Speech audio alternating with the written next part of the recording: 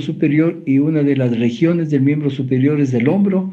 Y como en todo lo que hemos venido estudiando, vemos un proceso de estudiar primero la parte esquelética, es decir, los huesos, luego veremos lo que significan las articulaciones en cada región, los músculos y en algunas partes donde sea importante describir algunos elementos vasculonerviosos que tengan relación con cada una de las regiones. Entonces, para estudiar el hombro, tenemos que definir como una región anatómica que es el inicio de la extremidad superior y que esqueléticamente está conformado por tres porciones óseas importantes.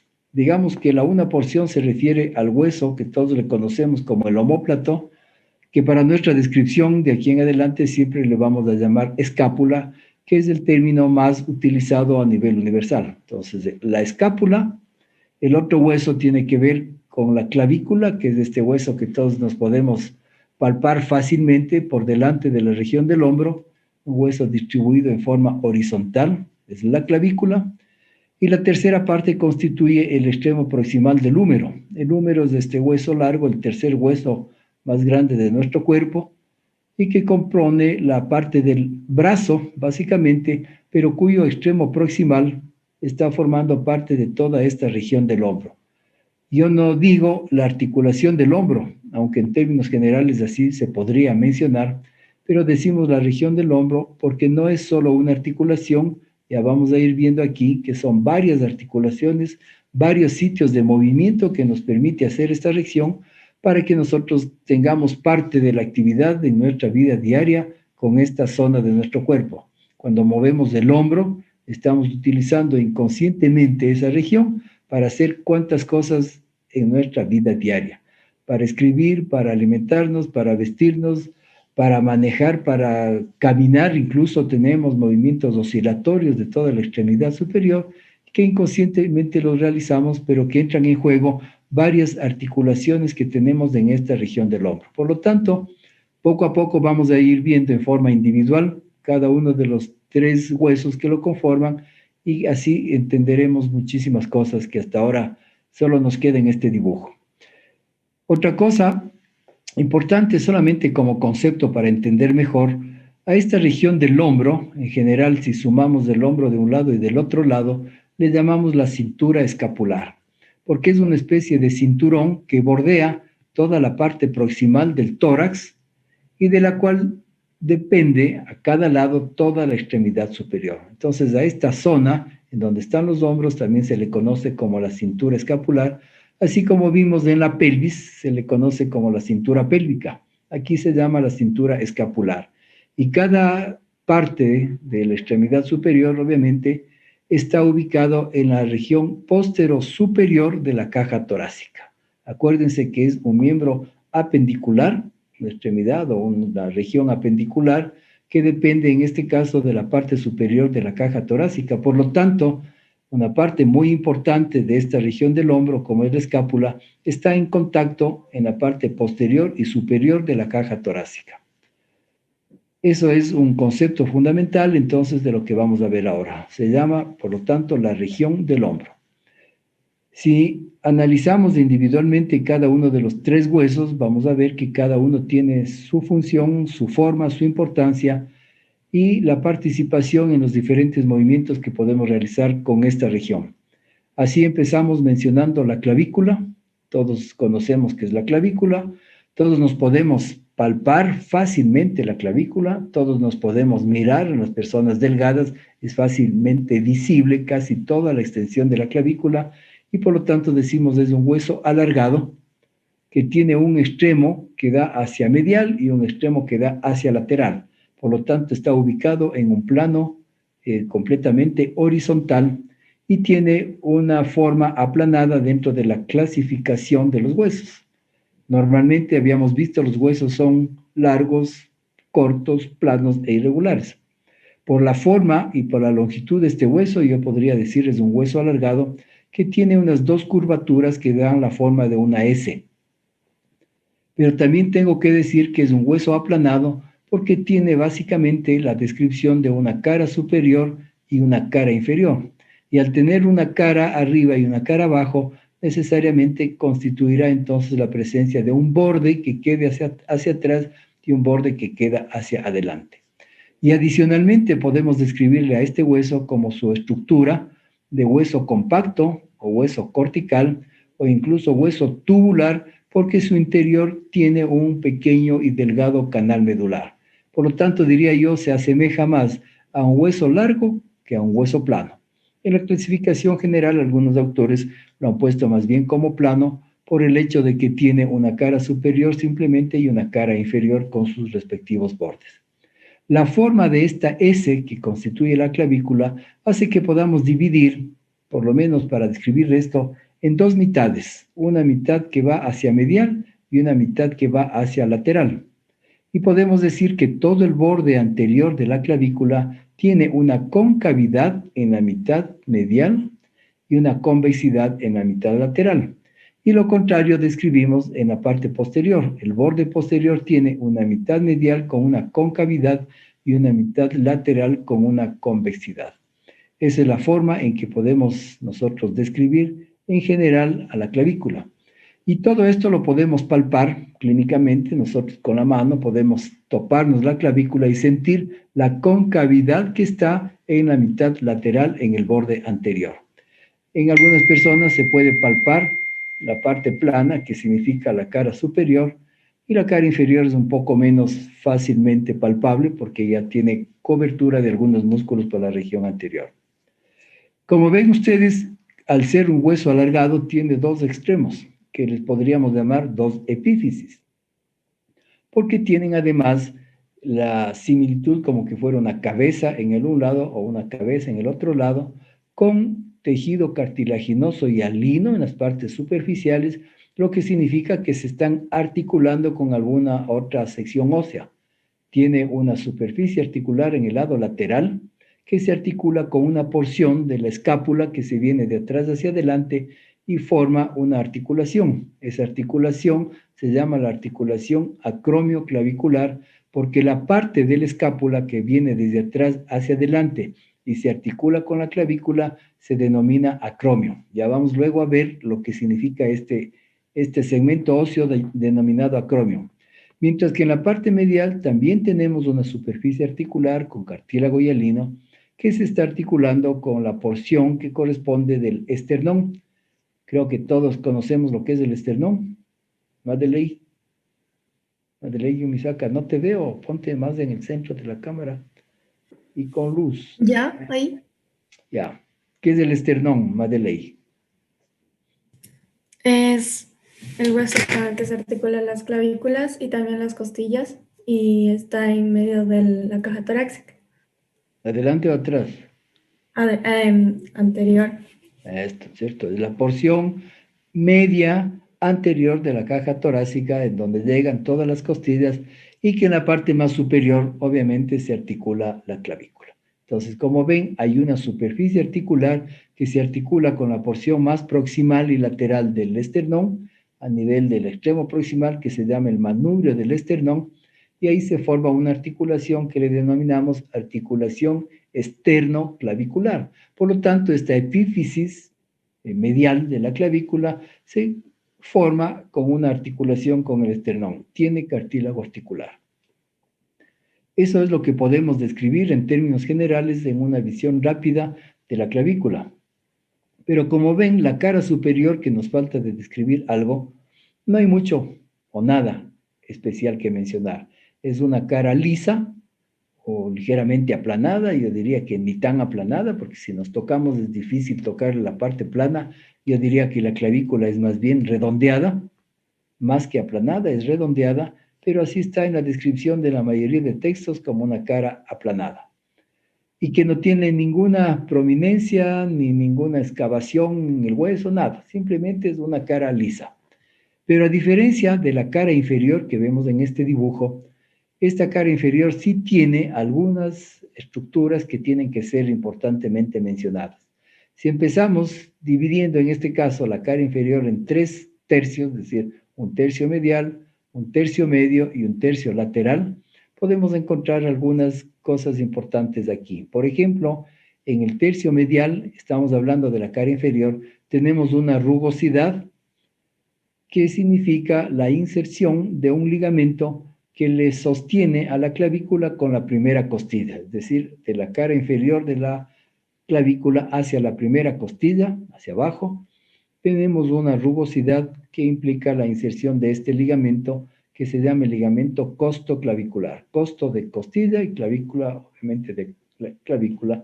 Ligamento costoclavicular, entonces tenemos una rugosidad para la inserción del ligamento costoclavicular. Si nos vamos al tercio medio, vemos en cambio que hay una depresión longitudinal, que le podemos llamar un surco o un canal, y que se relaciona con la inserción de un músculo que viniendo desde abajo se inserta en la cara inferior de la clavícula. Ese músculo se llama el músculo subclavio, que quiere decir subclavicular o subclavio, y que tiene una función que, originándose en la primera costilla, se dirige hacia arriba para insertarse en toda esta depresión longitudinal que se llama el canal del subclavio. Y si nos vamos hacia el tercio lateral, podemos describir aquí dos rugosidades importantes. La una está más lateral y ligeramente más hacia adelante, y la otra está posterior y ligeramente más hacia medial. Son dos rugosidades importantes que se relacionan asimismo con dos ligamentos que sostienen esta parte de la clavícula con la porción de la escápula que se viene desde atrás hacia adelante, y para eso vamos a entenderlo mejor aquí. Esta es una vista anterior de toda esta región esquelética del hombro y esta es una vista posterior. En la vista anterior vemos que de la escápula, de todo este hueso, se desprende una prominencia ósea que viene desde atrás hacia adelante y se ubica justamente debajo de la clavícula. Esta prolongación de la escápula se denomina apófisis coracoides y al ubicarse debajo de la clavícula se permite que hayan estos dos ligamentos que conectan la apófisis coracoides con la clavícula en su cara inferior y corresponde a estas dos rugosidades que tenemos aquí, la una que estaría más lateral y un poco anterior y la otra que estaría acá un poco atrás y más hacia medial. Estas dos rugosidades corresponden a dos ligamentos que se denominan en general los ligamentos coracoclaviculares, porque es la apófisis coracoides hacia la clavícula. Ligamentos coracoclaviculares. Pero cada uno de ellos tiene una forma diferente y por eso se han tomado los nombres individuales de los coracoclaviculares, denominándoles por su forma el ligamento trapezoide, al que está más lateral y anterior, y ligamento conoide, al que está más posterior y medial entre estos dos ligamentos. Por lo tanto, los ligamentos coracoclaviculares son el trapezoide y el conoide. Y esos son los elementos más importantes que podemos describir en la cara inferior de la clavícula. No sé si hasta ahí tienen alguna pregunta. ¿Está bien? Scarlett, no me responde nadie. ¿No? ¿No hay preguntas? ¿Está claro? ¿Quién eres que te tengo acá abajo que no sé los nombres? Se me pierde siempre el nombre de la última persona. Está aquí, veamos. Sí lo ubico. No asoma. Doctor, una consulta. Para denominar en la parte anterior de la posterior, ¿cómo se lo... O sea, ¿qué se toma de referencia? ¿En relación a qué? Anterior y posterior, más que nada por los bordes, que decía que son cóncavos y convexos. Si decimos que la clavícula es un hueso aplanado y que está distribuido en una forma horizontal, si es una forma aplanada, quiere decir que tiene simplemente como la mesa donde tienes tu escritorio. Si es plano, tiene una superficie superior y una superficie inferior. Y por lo tanto, tu escritorio tiene un borde, que tú le puedes decir está hacia ti, que es el borde anterior, y el otro extremo es del borde posterior, ¿no es cierto? Esa es una superficie plana. Igual lo transformamos en la clavícula. Si decimos que es un hueso aplanado, que tiene una cara superior y una inferior, necesariamente vas a tener un borde posterior y un borde anterior. ¿De acuerdo?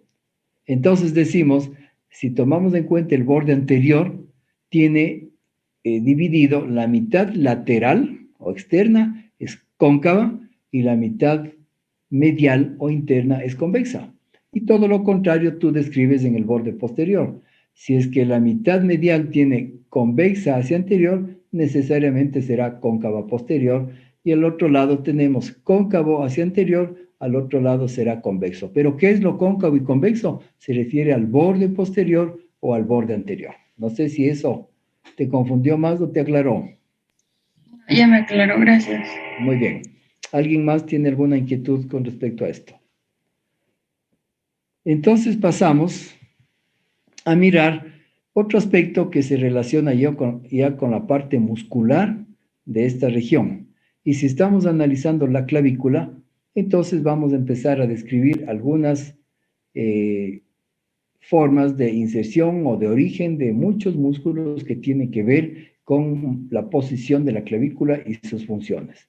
Acuérdense, según los conceptos que habíamos mencionado, lo que es origen, lo que es inserción y cómo funciona.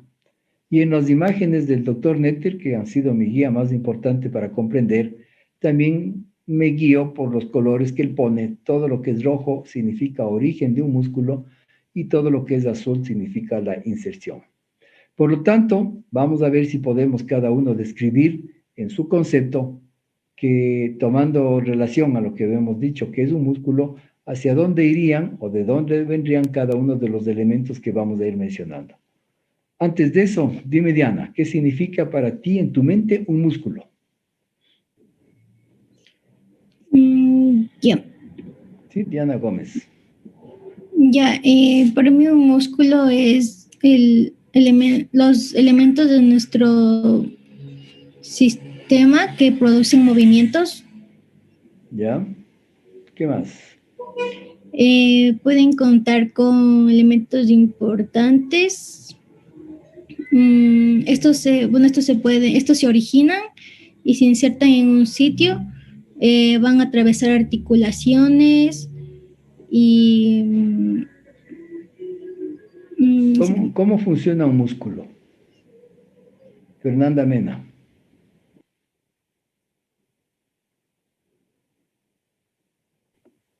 Nadie me ha escuchado. Sí, te escucho. Quizás porque nos ayuda a realizar las diferentes actividades. No, eso ya sabemos. Nuestros movimientos se dan por los músculos, pero ya estamos adelantando un poco más y conceptos que hemos dicho. ¿Cómo funciona un músculo? ¿Quién le ayuda? Julián.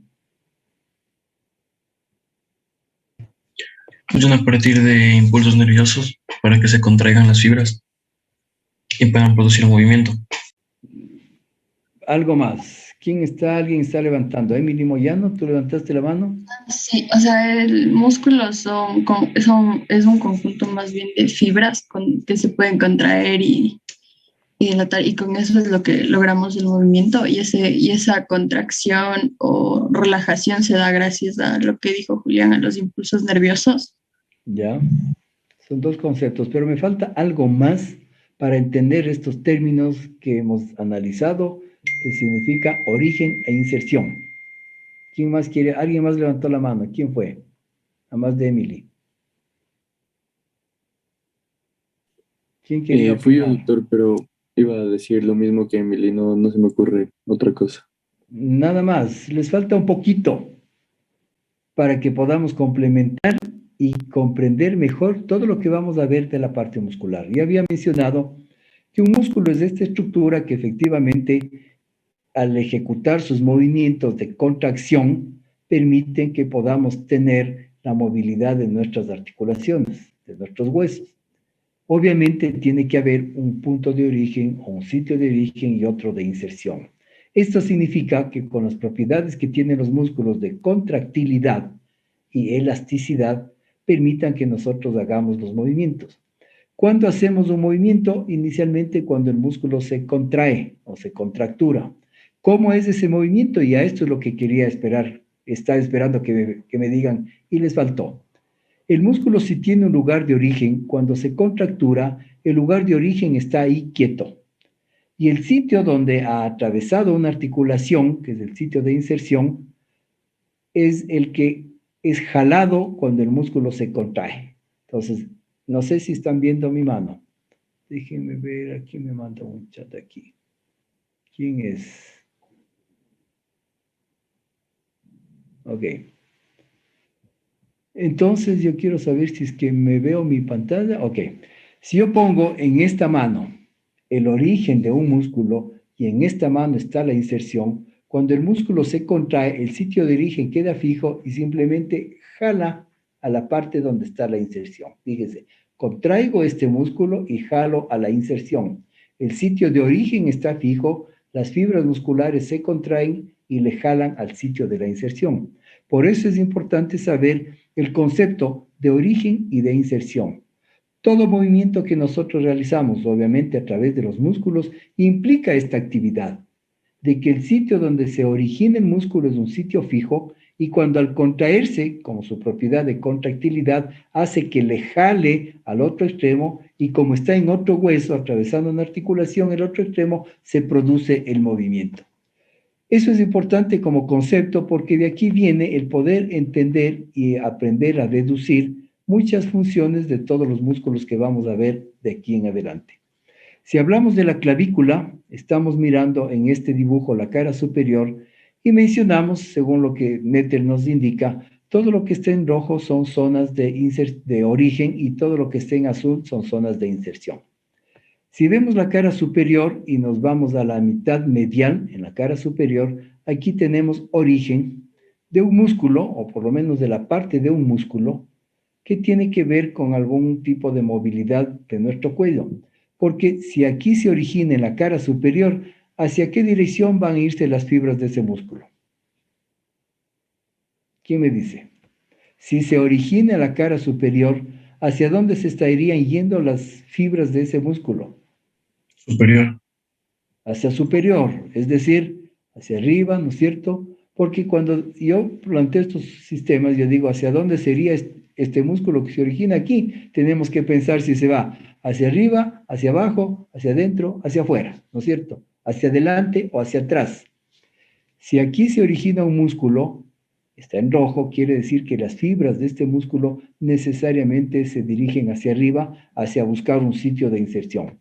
Este músculo se llama el esternocleidomastoideo y una parte de esos tres nombres, esternocleidomastoideo, es el que estamos mencionando aquí. Externo se refiere a que ese músculo tiene otra porción de origen en el esternón. Entonces tiene dos porciones de origen, una de ellas en la clavícula, y mastoideo se refiere a la apófisis mastoides, que es esta prominencia ósea que tenemos en el hueso temporal detrás de la oreja, y hasta ahí llega este músculo. Por lo tanto, este músculo tiene una dirección desde abajo hacia arriba. ¿Cuál va a ser la función de este músculo, por lo tanto? Si se dirige de abajo hacia arriba y se inserta aquí en la apófisis mastoidea. Ángelo Torres, ¿qué dices tú?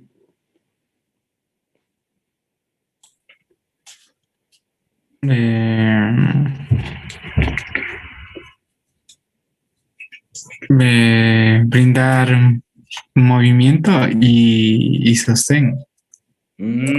O sea que estás en otro mundo, Ángelo.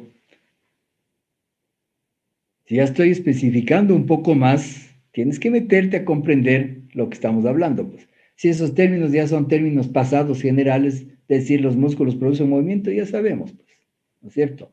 Los músculos no producen sostén, y eso lo he mencionado. ¿Qué movimiento estoy diciendo yo? ¿Qué movimiento realizaría entonces este músculo que originándose en la cara superior de la clavícula y otra parte en el esternón, se dirige hacia arriba y se inserta en la apófisis mastoidea? ¿Qué movimiento va a hacer, Fabián? Puede ser la rotación entonces, Doc. ¿Rotación de qué? Contralateral de la cabeza. Solo en términos generales. Si va de abajo hacia arriba, ¿qué movimiento va a hacer fundamentalmente? ¿Quién sabe? ¿Quién me dice? Flexión y extensión. Flexionar la cabeza. ¿El músculo puede hacer las dos funciones a la vez? ¿O una u otra? El músculo Flexión. hace una función. Cuando se contrae, Flexión. hace una sola función. Flexión. ¿Cuál será? Flexión. ¿Flexión de qué? Del cuello. Esto, flexión del cuello, ¿no? Si está el músculo aquí, aquí en el esternón y la clavícula aquí adelante y se dirige acá atrás a la mastoides, si ese músculo de aquí se contrala, jala al sitio donde se inserta. Por eso es importante que comprendamos el concepto fundamental de cómo se produce el movimiento de un músculo. El músculo en un sitio fijo se contrae y le jala al sitio donde se inserta. Es en este caso el músculo está aquí y se dirige de aquí hacia arriba a la mastoides. Entonces, si este punto se contrae, lo que hace es jalar y lo que hace es producir un movimiento fundamentalmente de flexión de la cabeza, ¿no es cierto? Está flexionando todas las vértebras de la columna cervical para que podamos llevar la cabeza hacia adelante. Por la dirección, que es otro punto, que es un poco oblicua, podría participar en alguna forma de rotación del cuello. Pero fundamentalmente hablamos conceptos básicos, este músculo estaría haciendo una flexión de la cabeza. Fíjense cómo es importante que comprendamos estos conceptos elementales, lo que significa origen, lo que significa la inserción y lo que significa el movimiento que un músculo puede realizar. Este es el músculo famoso que se llama esternocleidomastoideo y que es el músculo que fácilmente nos vemos en la región anterior a cada lado del cuello y que se extiende hasta la apófisis, hasta la apófisis mastoides del temporal. Produce un movimiento básicamente de flexionar con algún momento de rotación del cuello, sí, pero básicamente flexión. Muy bien, eso describimos en la cara superior de la clavícula en este tercio lateral o en la mitad lateral y aquí se unirá con la otra porción de este músculo que está en el esternón. Si vemos el borde anterior y dividimos en dos mitades, la mitad medial, tenemos el origen que ocupa parte del borde anterior y una parte de la cara superior, así como también una parte de la cara inferior de la clavícula en esta parte. Esto es el origen de un músculo gigante que cubre toda la región anterior del pecho y que se llama el músculo pectoral mayor. Este es un músculo enorme, le vamos a ver en esta imagen, toda esta musculatura gigante que tenemos aquí se llama el músculo pectoral mayor. Fíjense dónde toma origen, cuando referimos a la clavícula, una buena parte del borde anterior, parte de la cara superior y parte de la cara inferior de la clavícula, además de tomar parte en todo el borde lateral del esternón. Este es un músculo enorme y que se relaciona, perdón, un segundo voy a conectar antes de que se me vaya esta imagen. Entonces toma un...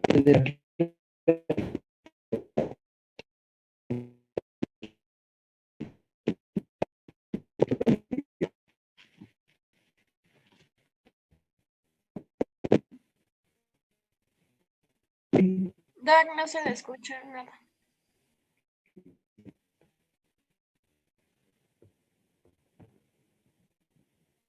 ¿Escuchan? Se escucha entrecortado. No sé qué puede hacer. ¿Ahí me escuchan? Ahí sí, Doc. ¿Sí? No sé qué pasa, pero espérense un segundo. Es que se me va a acabar la batería y solo le estoy conectando, tal vez desde eso.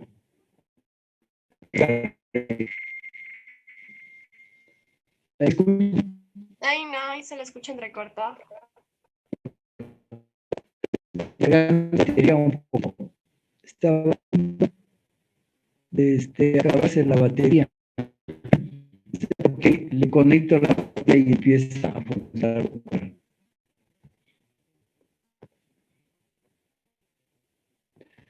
¿De pantalla? Sí, sí se ve la pantalla. Y se escucha entrecortados.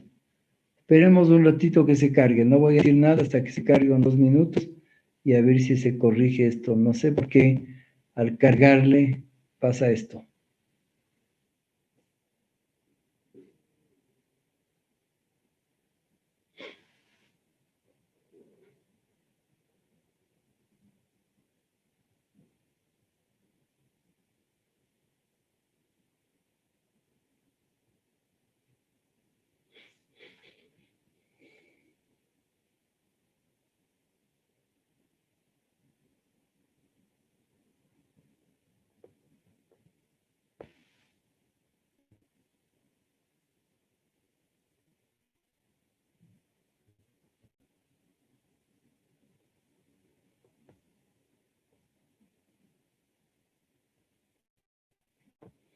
sé si mejoró ahí el sonido, Madeleine. Un poquito, sí. ¿Sí mejoró? Creo que eso hasta que se cargue un poco la batería y de ahí sí seguimos más fluidamente. ¿Cómo está ahí? ¿Podemos seguir? ¿Qué dices? Sí, sí se lo entiende. Ok. Bueno, entonces les decía sobre la parte muscular y estaba enseñando cómo ese músculo pectoral, que es este gran músculo de la parte anterior del pecho, toma como origen una parte de la clavícula, además de originarse en el esternón. Entonces aquí señalamos como origen el músculo pectoral mayor. En cambio, en la mitad lateral, si hablamos de este borde anterior, cara superior y cara inferior, este es en cambio el origen de un músculo enorme que es el que cubre toda la región redondeada que tenemos del hombro. Nosotros vemos que esqueléticamente somos solo hueso, pero toda esta porción está cubierta y rodeada por una gran masa muscular que nos da efectivamente la forma redondeada del hombro. Este músculo que cubre esta porción se llama el músculo deltoideo y tiene tres porciones de origen este músculo. Este músculo deltoide es un músculo enorme que cumple quizás de las más importantes funciones cuando realizamos los movimientos del hombro.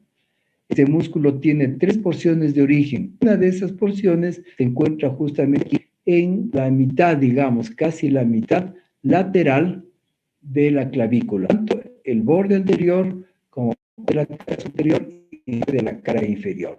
Es el uno de los tres orígenes de ese famoso músculo deltoides que nuevamente le vamos a ver aquí para tener una mejor. Fíjense que es este músculo enorme, toda la forma del hombro. Una parte de este músculo se origina aquí en el tercio lateral de la clavícula. Una segunda porción se origina en este otro hueso que ya lo vamos a ver después, pero que está mencionado, que se llama el avión, que es toda la parte lateral. Y atrás tenemos la tercera parte de este músculo. Si se fijan, las fibras de este músculo, tanto de la parte anterior, de la parte lateral, la parte posterior, acá, en una zona que corresponde ya al hueso húmero, otro sitio de músculo. Ahorita estoy mencionando solo como molécula y su relación con una parte del origen de este músculo deltoide.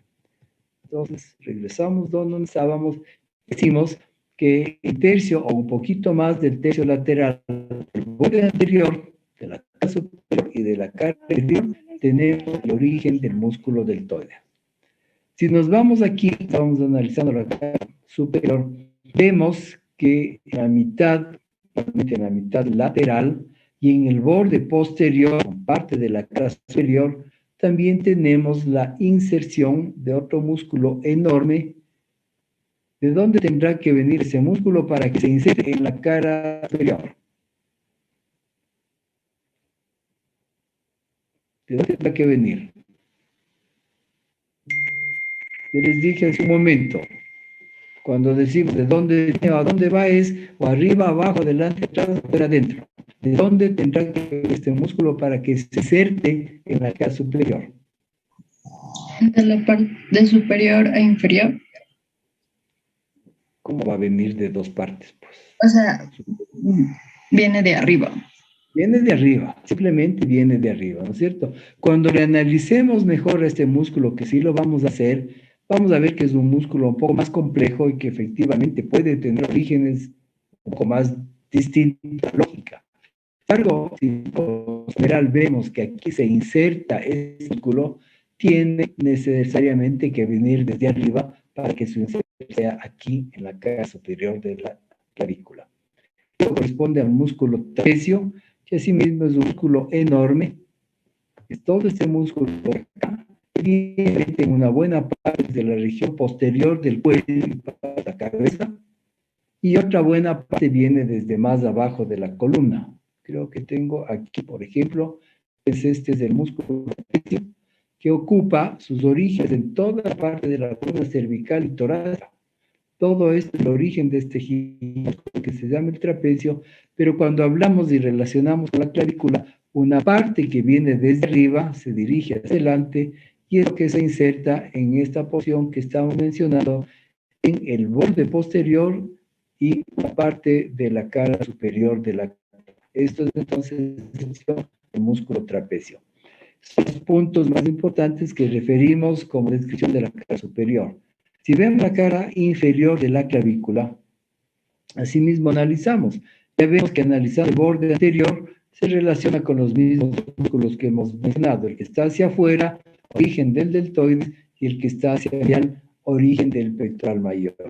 De la cara inferior tenemos tres partes fundamentales. Asimismo, el tercio interno, donde habíamos visto esta rugosidad que corresponde al ligamento costoclavicular. Aquí el doctor Netter en verde nos señala lo que son ligamentos. Saben, en rojo son orígenes musculares y en azul son inserciones musculares. Entonces tenemos en la cara inferior del tercio interno de la clavícula esta rugosidad que corresponde al ligamento costoclavicular. Y si nos vamos al tercio lateral, vimos las dos rugosidades que corresponden a los ligamentos coracoclaviculares. El que está más hacia afuera, adelante, se llama el ligamento trapezoide, y el que está un poco más hacia atrás, un poco más medial en relación a este, se llama el ligamento conoide. Y si vemos en el tercio medio, estrictamente habíamos visto ese canal, a esa depresión longitudinal del canal subclavio, porque es el sitio de inserción de este músculo que debe ese nombre. ¿De dónde tiene que venir ese músculo para que se inserte en la cara inferior de la clavícula? ¿De dónde será? Desde abajo. Desde abajo, ¿no es cierto? Ese es el concepto que queremos comprender. Y cuando decimos desde abajo inicialmente, entonces luego vamos a conocer de qué parte desde abajo viene para que se inserte en esta parte. Muy bien, Julián. Y si ese músculo viene desde abajo, no importa de dónde, sabemos que viene desde abajo y se inserta aquí, ¿qué movimiento ejecuta ese músculo? Elevación. O... Si viene desde abajo. Sí, pero no recuerdo el otro movimiento. Es elevación o... Debería bajar la costilla. Que es, Julián, todavía no logro que comprendan bien lo que es origen y lo que es inserción, cómo funciona. Creo que no me estás atendiendo entonces. ¿Quién aprendió mejor esto? No sé si es que es inserción, esa es la parte que se debería mover. No sé el hueso que debería moverse, por eso no recuerdo cómo era el otro movimiento, el nombre del otro movimiento. No importa el nombre, solo tienes que decir. Debería bajar la costilla. ¿La costilla? Perdón, en la clavícula. Debería bajar la clavícula. Si aquí se inserta, es decir que ese músculo viene desde abajo, pues, para que suba a la cara inferior y se inserte aquí. Por lo tanto, si el origen está abajo, aquí no puedo ver porque estamos viendo unos cortes axiales, pero si el origen está abajo y su inserción está dirigida hacia arriba a la cara inferior, quiere decir, acuérdense, en el origen se produce la contracción y jala al sitio en donde se inserta. Por lo tanto, si el músculo viene de abajo hacia arriba, cuando actúa, la inserción es la que se dirige en dirección al origen. Por lo tanto, este músculo lo que hace es bajarle a la clavícula. Simplemente le baja la clavícula, le hace que se vaya hacia inferior. Este es el músculo subclavio, cuya función justamente se llama, es depresor de la clavícula, porque le baja, le deprime, le lleva hacia abajo. Es un músculo depresor y se llama el músculo subclavio. Muy bien, esos son más importantes elementos que mencionamos hasta ahí, porque estamos analizando exclusivamente la clavícula como tal. Obviamente que luego vamos a ir comprendiendo otras partes de donde comprenderemos todavía mejor todo lo que hemos dicho. Muy bien. Vamos a mirar este dibujo y nos está representando la relación con la clavícula en su extremo interno hacia el esternón. Aquí está entonces dibujado el esternón, todo el extremo proximal del esternón, que es este segmento grande que se llama el manubrio del esternón, tiene superficies articulares en la parte lateral, por supuesto, para las costillas, y en la parte más proximal para las clavículas. Y aquí estamos viendo cómo La clavícula se relaciona con esta parte lateral superior del esternón a cada lado y se forma una verdadera articulación. ¿Qué quiere decir verdadera articulación? ¿Cuáles son las condiciones para que haya una verdadera articulación? ¿Quién me dice? ¿A qué me refiero cuando yo digo que hay una verdadera articulación? Angélica.